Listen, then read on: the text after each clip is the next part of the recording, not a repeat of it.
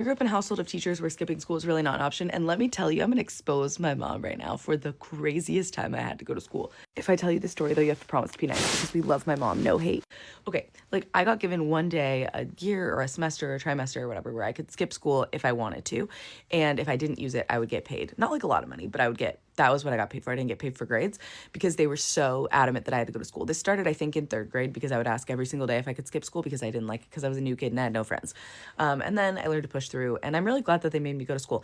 If I was very sick, like, no, that didn't count. Obviously, I would stay home if I was, like, on my deathbed. My mom would like to clarify. Only you could stay home if you had a fever or you were throwing up. Oh, and we weren't allowed to watch TV when we skipped school. What was the only thing we were allowed to watch?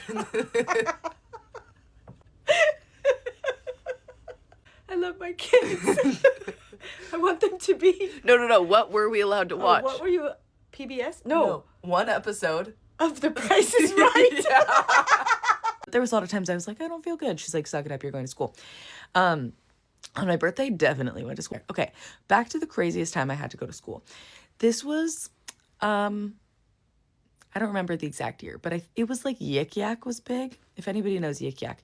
And then I don't remember if it was on Yik Yak or if it was on a different platform, but it was where you could post like anonymous things per area. And someone threatened to hurt people at our school on there, and it exploded into like a really big thing. And I was like, Mom, I don't think that I should go to school tomorrow because there's like a threat. And she was like, no. And my parents were like, no, tomorrow you're the safest you're ever going to be. There's going to be a million cops everywhere. Like, you're going to be totally fine. And I was like, I really don't feel like that's a great idea. Like 1,200 kids were absent that day, and my brother and I were at school, and we were safe. They figured out who it was. It was not a viable threat, and there were cops everywhere.